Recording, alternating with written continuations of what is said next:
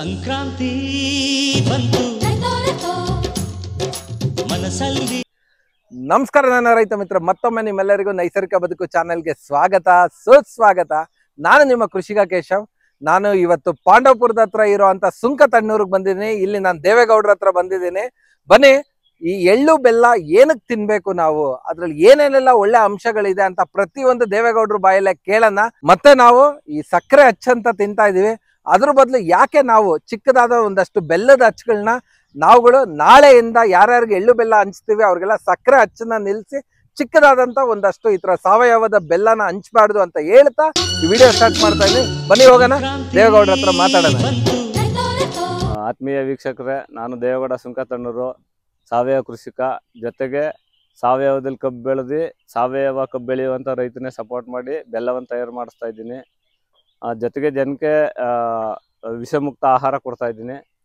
ನಾಳೆ ಸಂಕ್ರಾಂತಿ ಹಬ್ಬ ಬಂತು. ಈ ನಮ್ಮ ಪೂರ್ವಿಕರ ಕಾಲದಿಂದಲೇ ಸಂಕ್ರಾಂತಿ ಹಬ್ಬದ ಪ್ರಯುಕ್ತ ಎಳ್ಳು, ಬೆಲ್ಲ, ಉರ್ಗಡ್ಲೆ, ಕಡಲೆ ಬೀಜ ಮತ್ತು ಎಣ್ಣೆಗಳನ್ನ ಬಳಸ್ತಿದ್ರು. ಹೆಚ್ಚಾಗಿ ದ್ವಿದಳ ಧಾನ್ಯಗಳಾದಂಥ ಎಣ್ಣೆ ಕಾಳುಗಳನ್ನ ಬಳಸ್ತಿದ್ರು. ಅದ್ರ ಉದ್ದೇಶ ಏನು ಅಂದರೆ ಸಾಮಾನ್ಯವಾಗಿ ಎಷ್ಟೋ ಜನಕ್ಕೆ ಗೊತ್ತಿಲ್ಲ. ಏನಕ್ಕಪ್ಪ ಅಂದರೆ ಈ ಸಂಕ್ರಾಂತಿ ಚಳಿ ಮತ್ತು ಕೊರೆಗೆ ನಮ್ಮ ದೇಹ ಕುಗ್ಗೋಯ್ತಿತ್ತು, ಜೊತೆಗೆ ಚರ್ಮನೂ ಸುಕ್ಕು ಬರ್ತಿತ್ತು. ಹಾಗಾಗಿ ಕಾರ್ಬೋಹೈಡ್ರೇಟ್ಸು, ವಿಟಮಿನ್ಸು ಎಲ್ಲನೂ ಹೊಂದಿರುವಂತಹ ದ್ವಿದಳ ಧಾನ್ಯಗಳನ್ನು ನಮ್ಮರು ತಿನ್ನಕ್ಕೆ ಸಲುವಾಗಿ ಎಳ್ಳು ಬೀರೋ ಉದ್ದೇಶ ಇದ್ದದ್ದು. ಎಳ್ಳು ತುಂಬ ಶಕ್ತಿವರ್ಧಕ ಹಾಗೂ ಉತ್ಕೃಷ್ಟವಾದ ಎಣ್ಣೆ ಅಂಶ ಇರುವಂಥದ್ದು. ಆಮೇಲೆ ಬೆಲ್ಲ, ಅದು ಶಕ್ತಿವರ್ಧಕ ಮತ್ತು ಸಿಹಿಕಾರಕ. ಇನ್ನು ಉರ್ಗಡ್ಲೆಯಲ್ಲಿ ಕಾರ್ಬೋಹೈಡ್ರೇಟ್ಸು, ವಿಟಮಿನ್ಸ್ ಎಲ್ಲ ಇರ್ತಿತ್ತು ಅದು. ಮತ್ತು ಕೊಬ್ಬರಿಯಲ್ಲೂ ಅಷ್ಟೇ ಎಣ್ಣೆ ಅಂಶ ಜಾಸ್ತಿ ಇರ್ತಿತ್ತು. ಈಗ ಇತ್ತೀಚಿನ ಸಂಶೋಧನೆ ಪ್ರಕಾರ ಲಾರಿಕ್ ಆ್ಯಸಿಡ್ ಅನ್ನೋದು ಯಥೇಚ್ಛವಾಗದೆ ಅದು ಹೃದಯ ಸಂಬಂಧಿ ರೋಗಕ್ಕೂ ಒಳ್ಳೆಯದು ಅಂತೇಳಿ ಅಂದಿನ ಕಾಲದಲ್ಲಿ ಗೊತ್ತಿಲ್ಲದೇ ವೈಜ್ಞಾನಿಕವಾಗಿ ಎಳ್ಳು, ಬೆಲ್ಲ, ಬೀರಿ ಎಲ್ಲನೂ ಎಣ್ಣೆ ಅಂಶ ಇರುವಂಥ ಆಹಾರ ತಿಂತಿದ್ದು, ಮೈ ಮತ್ತು ದೇಹ ಗಟ್ಟಿ ಆಗಲಿ ಮತ್ತು ಚರ್ಮ ಬಲಿಷ್ಠ ಆಗಲಿ ಅಂತ. ಈಗ ಅದು ಫ್ಯಾಷನ್ ಮಾಡ್ಕೊಂಡ್ರೆ ಅದು ಬೇಡ. ಎಲ್ಲರೂ ನಮ್ಮ ಪೂರ್ವಿಕರು ಹೆಂಗೆ ಮಾಡ್ತಿರಂಗೆ ಅದಲ್ದೇ ಮನೆಯಲ್ಲಿ ಮಣ್ಣಿನ ಮಡಕಲ್ಲಿ ಹುಣಸೆ ಹುಳಿ ಮತ್ತು ಕಡಲೆ ಬೀಜ ಹಾಕಿ ಹುಳಿ ಅಂತ ಕಾಯಿಸ್ತಿದ್ರು. ಈಗ ಅದು ನಥಿಂಗ್ ಬಟ್ ಪುಳಿಯೋಗರೆ ಅಂತಾರೆ. ಹೌದು, ಅದನ್ನು ಸುಧಾ ಬೆಳಿಗ್ಗೆ ಎದ್ರೆ ನಮಗೆ ಅನ್ನದ ಜೊತೆ ಹಾಕಿ ಪುಳಿಯೋಗರೆಯ ಅನ್ನ ತಿನ್ನಿಸ್ತಿದ್ರು. ಸಂಕ್ರಾಂತಿಗೆ ಶಂಕನ ಗಾತ್ರ ಕಡಿಮೆ ಆಯ್ತದೆ ಅಂತ, ಶಿವರಾತ್ರಿಗೆ ಶಿವ ಅಂತ ಹೊಂಟೋಯ್ತದೆ ಅಂತ ಈ ಚಳಿಗಾಲಕ್ಕೆ ತಕ್ಕನಾಗ ಆಹಾರ ಮಾಡ್ಕೊಂಡಿದ್ರು. ಈಗ ಅದು ಹಂಗಾಗಿಲ್ಲ, ಫುಡ್ ಫ್ಯಾಷನ್ ಆಯ್ತದೆ. ಅದನ್ನ ಬಿಟ್ಟು ಎಲ್ಲರೂ ಈ ಚಳಿಯಾಗೆ ನಮ್ಮ ದೇಹ ತಡ್ಕೊಳ್ಳುವಂಥ ಎಣ್ಣೆ ಅಂಶ ಇರುವಂಥ ಆಹಾರಗಳನ್ನ ಬಳಸೋದು ಉತ್ತಮ ಅಂತ ಹೇಳಲಿಕ್ಕೆ ನಾನು ಇಷ್ಟಪಡ್ತೀನಿ. ಅದಲ್ದೇ ಮೈ ತುಂಬ ಬಟ್ಟೆ ಹಾಕೊಂಡು ಚಳಿಗೆ ತಡ್ಕೊಳ್ಳೋಂಗೆ ಸ್ವೆಟ್ರು ಗಿಟ್ರು ಈ ಥರ ಇಕ್ಕತ್ತಿದ್ರು.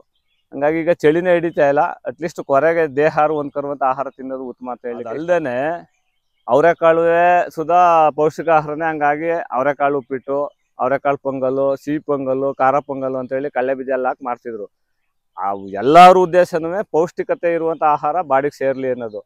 ಅದಲ್ದೇ ಸಂಕ್ರಾಂತಿಲಿ ಇನ್ನೂ ಒಂದು ಮಾಡ್ತಿದ್ರು, ಅಚ್ಚೆಕಾಯಿ ಪಲ್ಯ ಅಂತ ಮಾಡ್ತಿದ್ರು. ಅಚ್ಚೆಕಾಯಿ ಪಲ್ಯ ಅಂತ, ಅಚ್ಚೆಕಾಯಿ ಇಲ್ದಿದ್ದವರು ಸೊಪ್ಪೆಲ್ಲೂ ಪಲ್ಯ ಮಾಡ್ತಿದ್ರು. ಅದ್ರ ಉದ್ದೇಶ ಏನು ಅಂದರೆ ಅಗಸ ಬಟ್ಟೆ ಒಗೆದ್ರೆ ಅಚ್ಚೆ ಹೊಟ್ಟೆ ಒಗೀತದೆ ಅಂತ ಒಂದು ಗಾದೆ ಹೇಳಿದ್ರು. ಅಚ್ಚೆ ಅಂತಾರೆ, ಆಡೋ ಎಲ್ಲ ಮೇಯೋ ಸೊಪ್ಪು, ಅದನ್ನ ಪಲ್ಯ ಮಾಡಿ ತಿಂತಿದ್ರು. ಹಂಗೆ ನಮ್ಮ ಪೂರ್ವಿಕರು ವಾತಾವರಣಕ್ಕೆ ತಕ್ಕಂತೆ ಆಹಾರನ ಸೃಷ್ಟಿ ಮಾಡ್ಕೊಂಡು ತಿಂತಿದ್ರು. ಈಗ ಫುಡ್ ಫ್ಯಾಷನ್ ಆಗಿರೋದು ತುಂಬಾ ತೊಂದರೆ ಅಂತ ಹೇಳಲಿಕ್ಕೆ ಇಷ್ಟಪಡ್ತೀನಿ. ಹೌದು, ಈಗ ಯಾವ ಟೈಮಲ್ಲಿ ಏನೇನೋ ಅಡಿಗೆ ಮಾಡ್ತಾರೆ. ಹಳೆ ಕಾಲದಲ್ಲಿ ಹೌದು ಗೌಡ್ರ, ನೀವ್ ಹೇಳಿ ನಿಜ. ಇವತ್ತಿಗೂ ನಮ್ಮ ಮನೆಯಲ್ಲಿ ಸಂಕ್ರಾಂತಿ ಅಂದ್ರೆ ನಾವು ಅವರೆಕಾಳು ತಂತೀವಿ, ಕಳೆ ಬೀಜ ಬೇಯಿಸ್ತೀವಿ, ಎಲ್ಲ ಮಾಡ್ತೀವಿ. ಅದ್ ನಿಜ. ಅದು ಗೌಡ್ರ, ನೀವ್ ಇಷ್ಟೊತ್ತು ಇದು ಹೇಳಿದ್ರೇನು, ಎಳ್ಳು ಬೆಲ್ಲ ಅಂದ್ರೆ ಏನೇನು, ಅವರೆಕಾಳು ಏನಕ್ಕೆ ತಿನ್ಬೇಕು, ಕಳೆ ಬೀಜ ಯಾಕೆ ತಿನ್ಬೇಕು ಅಂತ. ಅದಲ್ದಿರ ಗೌಡ್ರ, ನನ್ನ ಚಿಕ್ಕ ವಯಸ್ಸು, ನನ್ನ ಬಾಲ್ಯದ ನೆನಪಲ್ಲಿ ನಾವೇನ್ ಮಾಡ್ತೀವ್ರ, ನಮ್ಮ ಅತ್ತೆ ಊರಿಗೆ ಹೋಗ್ತಿದ್ದ. ಆ ದಾರಿ ಉದ್ದಕ್ಕೆ ಏನ್ ಮಾಡ್ತಿದ್ದ, ಇವಾಗಿನ ತರ ಬಸ್ ಎಲ್ಲ ಇಲ್ಲ, ನಡ್ಕೊಂಡು ಹೋಗ್ಬೇಕಿತ್ತು ಒಂದ್ 2-3 ಕಿಲೋಮೀಟರ್. ಮನೇಲಿ ಏನ್ ಮಾಡೋರು, ಎಲ್ಲಾರ್ಗು ಒಂದೊಂದ್ ಅರ್ಧ ಜಲ್ಲೆ ಕಬ್ಬು ಕೊಟ್ಬಿಡೋರು, ತಿನ್ಕೊಂಡ್ ಹೋಗ್ತಾ ಇದ್ದ ಅಲ್ಲಿವರೆಗೂ. ಗೌಡ್ರ, ನಿಮ್ಮ ಅಭಿಪ್ರಾಯ ಏನ್ ಗೌಡ್ರೆ ಕಬ್ಬು ತಿನ್ನೋದ್ರ ಬಗ್ಗೆ? ಕಬ್ಬು ತಿನ್ನೋದ್ರಿಂದ ಹಲ್ಲು ಗಟ್ಟಿ ಆಯ್ತದೆ ಮತ್ತೆ ಕ್ಲೀನಿಂಗ್ ಆಯ್ತದೆ. ಕಬ್ಬಿನಲ್ಲಿ ಮೊದಲನೇ ಪೌಷ್ಟಿಕಾಂಶ ಇರೋಂಥದ್ದು ಹಾಲಿನಲ್ಲೆಯ ಅಥವಾ ಕಬ್ಬನ್ನ ಸಿಗಡಿ ನಾವು ರಸ ಕುಡಿಯೋದ್ರಿಂದ. ಆಮೇಲೆ ಬೆಂದಂಗೆ ಇಂಗ್ರೀಡಿಯೆಂಟ್ಸು ಹಾಳಾಯ್ತಾ ಇರ್ತದೆ. ಕಬ್ಬು ತಿನ್ನೋದು ಈ ಟೈಮಲ್ಲಿ ಶಕ್ತಿಯುತವಾಗಿರಲಿ ಅನ್ನೋ ಉದ್ದೇಶಕ್ಕೆ ತಿನ್ನಿಸ್ತಿದ್ರು. ಅದನ್ನ ಮನೆಗೂ ಕೊಡ್ತಿದ್ರು. ಸಂಕ್ರಾಂತಿ ಎಳ್ಳು ಬೀರಿ ಮನೆಗೂ ಕೊಡ್ತಿದ್ರು. ಅದಲ್ಲದೆ ಈಗ ಕಬ್ಬಿಗೆ ಲೈಫ್ ಕಡಿಮೆ, ಹಂಗಾಗಿ ಬೆಲ್ಲ ಪರಿವರ್ತನೆಯಾಗಿ ಪರ್ಯಾಯವಾಗಿ ದೂರಕ್ಕೆ ಸಾಕ್ಷಿಕೆ ಮತ್ತೆ ದೀರ್ಘಾವಧಿ ಬಾಳಿಕೆ ಬರಲಿ ಅಂತ ಹೇಳಿ ಬೆಲ್ಲನ ಕಂಡ್ಕೊಂಡಿರೋದು. ಗೌಡ್ರ ಮತ್ತೆ ಈಗ ಈ ಹಬ್ಬದಲ್ಲಿ ಒಂದಷ್ಟು ಜನ ಸಕ್ಕರೆ ಅಚ್ಚು ಅಂತೆಲ್ಲ ಮಾಡ್ತಾರೆ. ನಿಮ್ಮ ಅಭಿಪ್ರಾಯ ಏನ್ ಗೌಡ್ರ ಸಕ್ಕರೆ ಹಚ್ಚಿನ ಬಗ್ಗೆ? ಅಲ್ಲ, ಸಕ್ಕರೆ ಹೆಚ್ಚು ಅಂದ್ರೆ ಈಗ ಆಲೆ ಸಕ್ಕರೆ ವಿಷ ಅಂತ ಆಲ್ರೆಡಿ ಜಾಗತಿಕ ಮಟ್ಟದಲ್ಲೆಲ್ಲ ಗೊತ್ತಾಗದೆ. ಹಂಗಾಗಿ ಸಕ್ಕರೆ ಹೆಚ್ಚು ತಿನ್ನೋರು ಕಂಡು ವಿಷ ತಿಂದಂಗೆ ಅಂತ ನನ್ನ ಅನಿಸಿಕೆ.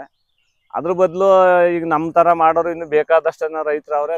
ಶುದ್ಧ ಸಾವಯವ ಬೆಲ್ಲ, ಅದು ಇಷ್ಟ ಇಲ್ಲ ಅಂದ್ರೆ ಕೆಮಿಕಲ್ ಫ್ರೀ ಬೆಲ್ಲ ತಿನ್ನೋದು ಉತ್ತಮ ಅಂತ ಹೇಳಲಿಕ್ಕೆ ಇಷ್ಟಪಡ್ತೀನಿ. ಓಕೆ, ಸಕ್ಕರೆ ಹಚ್ಚ ಬದಲು ಎಲ್ಲ ಒಂದೊಂದು ಇಷ್ಟಾಗ್ಲ ಬೆಲ್ಲ ತಿನ್ಕೊಳ್ಳಿ ಅಂತ ಹೇಳ್ತೀರಾ. ಅದನ್ನ ಆ ಒಂದು ರೂಢಿನ ಸ್ಟಾರ್ಟ್ ಮಾಡಿ. ಅದ ನಾವು ಏನ್ ರೂಢಿಸ್ಕತೀವಿ ಅದು ನಮ್ಗೆ ಚಾಲ್ತಿಯಾಗಿ ಮುಂದಕ್ಕೆ ನಡೀತಾ ಇರ್ತದೆ.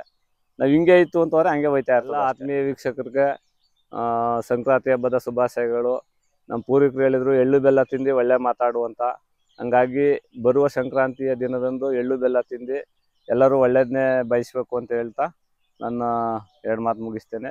ಜೈ ಹಿಂದ್, ಜೈ ಕರ್ನಾಟಕ. ಖುಷಿ ಆಯ್ತು ಗೌಡ್ರ, ನಿಮ್ಮ ಈ ಚಿಕ್ಕದಾಗಿ ನೀವು ಎಳ್ಳು ಬೆಲ್ಲ ಏನಕ್ಕೆ ತಿನ್ಬೇಕು, ಅದರಿಂದ ಏನೇನು ಉಪಯೋಗಗಳು ಇದೆ ಅಂತ ಹೇಳಿದ್ದಕ್ಕೆ ಮತ್ತೊಮ್ಮೆ ನಿಮ್ಮೆಲ್ಲರಿಗೂ ನೈಸರ್ಗಿಕ ಬದುಕು ಚಾನಲ್ ಇಂದ ಹೃದಯಪೂರ್ವಕ ವಂದನೆಗಳು.